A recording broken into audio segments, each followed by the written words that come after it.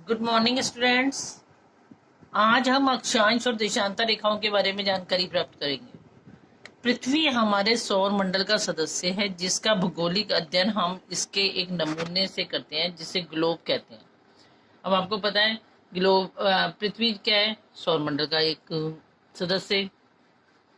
और अगर हमें पृथ्वी के बारे में जानकारी चाहिए होती है तो हम एक उसका मॉडल देखते हैं जिसे हम क्या कहते हैं, ग्लोब कहते हैं। ग्लोब पर अक्षांश और देशांतर रेखाएं खींची होती हैं और ये रेखाएं काल्पनिक होती हैं। ठीक है, उस पर जो रेखाएं खींची हुई हैं पृथ्वी के ऊपर ऐसे है नहीं हमारी पे, हम एक सिर्फ कल्पना करते हैं कि उस पे इस टाइप की रेखाएं हैं। अब हम देखते हैं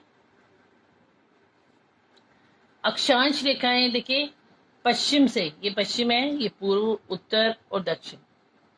पश्चिम से पूर्व की ओर खींची गई सभी काल्पनिक रेखाएं, चाहे कोई भी हो, सभी काल्पनिक रेखाएं क्या हैं, अक्षांश रेखाएं।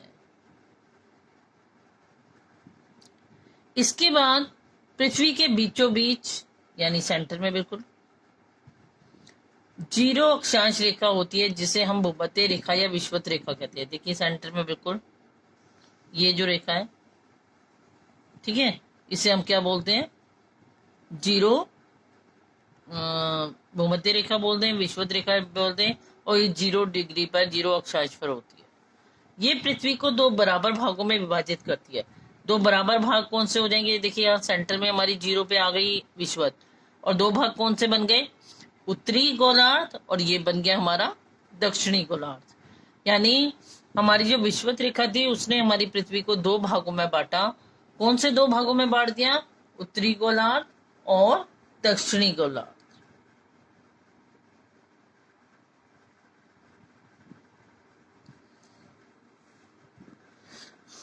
इस भूमध्य रेखा के उत्तर और दक्षिण दिशा में 1 डिग्री 1 के अंतराल पर 90 अक्षांश रेखाएं खींची होती हैं। अभी देखिए यहां से यहां तक 90, उत्तरी अक्षांश में भी यहाँ 90 हो गई। देखो 10, 20, 30, 40, 50, 60, 70, 80, 90, और नीचे भी ऐसी करके जो हमारा दक्षिणी गोलार्ध होता है उसमें भी ऐसी 90 होती हैं।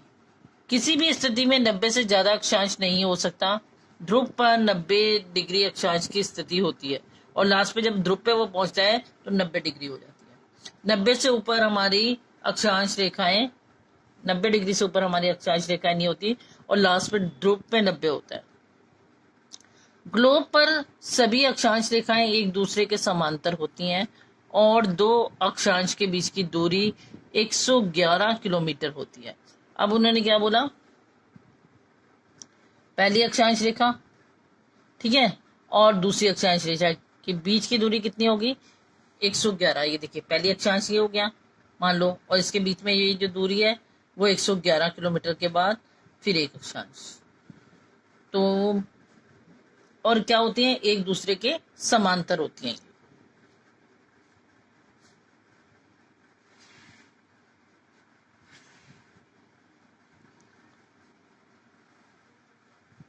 21 जून को सूर्य कर्क रेखा के एकदम ऊपर होता है और इस दिन उत्तरी गोलार्ध में सबसे बड़ा दिन होता है।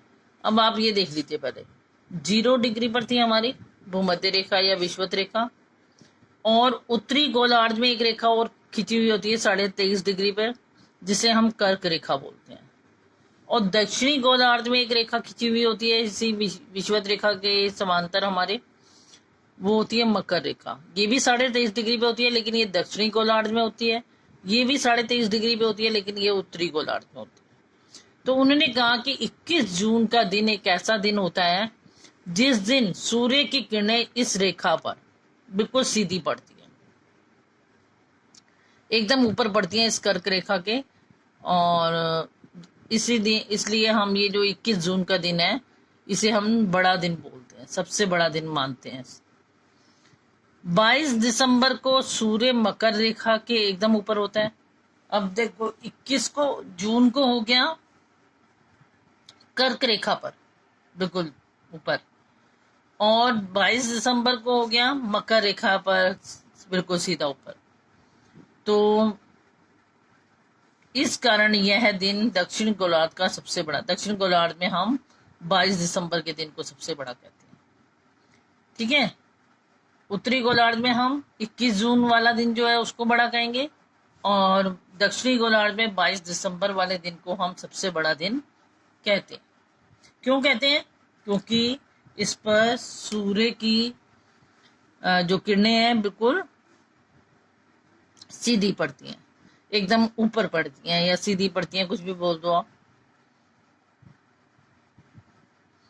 अब एक खास चीज मैं आपको दिखा रही हूँ यहाँ पर कि हमने अभी देखा हमारे यहाँ 0 डिग्री पे भूमध्य रेखा है या विषुवत रेखा बोलो इसे, ये देखिए ये जा रही है आपकी।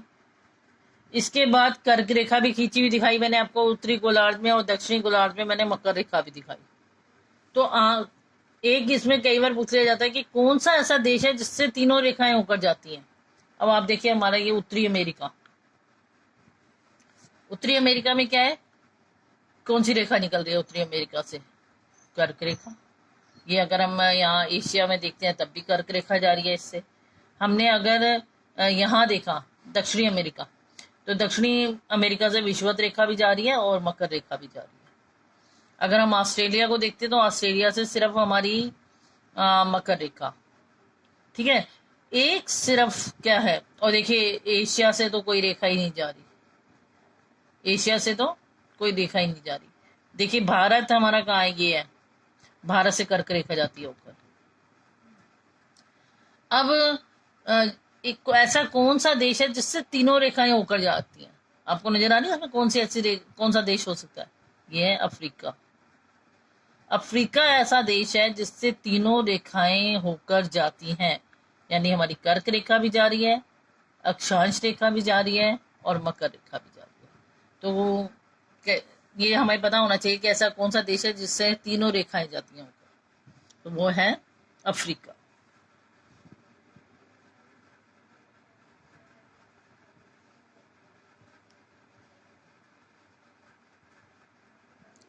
अब हम देखेंगे देशांतर रेखा के बारे में।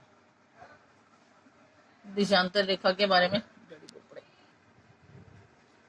देशांतर रेखा उत्तरी ध्रुव और दक्षिणी ध्रुव को मिलाने वाली काल्पनिक रेखा को देशांतर रेखा कहा जाता है। अब देखिए जरा, उत्तरी ध्रुव और ये आ गया हमारा दक्षिणी ध्रुव, इसको मिलाने वाली जो रेखा है, ये रेखाएं जो है इनको मिलाने वाली, इनको हम बोलते हैं देशांतर रेखाएं। ध्रुवों से भूमध्य रेखा की ओर, ध्रुव कौन से हैं? ये भूमध्य रेखा की ओर जाने पर देशांतर रेखाओं की दूरी बढ़ जाती है। देखो यहां से अगर यहां तक जा रहे हैं तो ये दूरी बढ़ रही है, सेंटर में दूरी इसकी चौड़ी चौड़ी नजर आती है ये, और यहाँ पर कम होती जाती है। देखो तो देशांतर रेखाओं के बीच की दूरी बढ़ती जाती है, और भूमध्य रेखा से ध्रुवों की ओर अगर यहां से हम चलते हैं ध्रुवों की ओर, तो इसकी दूरी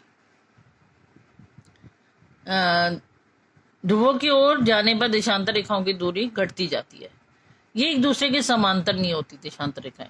हमने अभी क्या बोला था, अक्षांश रेखाएं एक दूसरे के समांतर होती हैं, लेकिन देशांतर रेखाएं एक दूसरे के समांतर नहीं होती।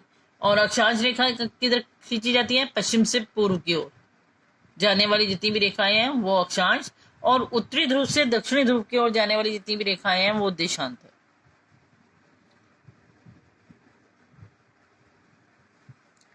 0 डिग्री देशांतर रेखा को प्रधान यमुनोत्तर या प्रधान मध्याह्न रेखा या ग्रीनविच रेखा कहा जाता है।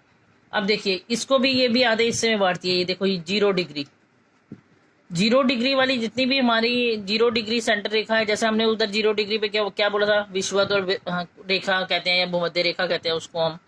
यहाँ पर 0 डिग्री की जो रेखा होती है उसे हम कहते हैं प्रधान यमुनोत्तर रेखा, ये वाली 0 डिग्री। ठीक है, इस 0 डिग्री देशांतर रेखा से पूर्व और पश्चिम की ओर 1-1 डिग्री के अंतराल पर 180 देशांतर रेखाएं होती हैं। अब जैसे इधर देखो, जैसे हमने वहां करा था 90-90 होती है, पर यहाँ 180 होती है। 180 इधर पूर्व की साइड होंगी, 180 पश्चिम की साइड होंगी। तो 180 और 180 को प्लस करोगे तो क्या बन जाएगा? 360 रेखाएं खींची गई हैं। तो कुल मिलाकर 360 देशांतर रेखाएं ग्लोब पर खींची होती हैं। ठीक है, और कुल मिलाकर जो है 360 हमारी देशांतर रेखाएं। तो आज के लिए बेटा इतना ही। नेक्स्ट क्लास में हम इससे आगे देखेंगे, इसे अच्छी तरह समझेंगे, ध्यान से सुनेंगे इस वीडियो को, थैंक्स।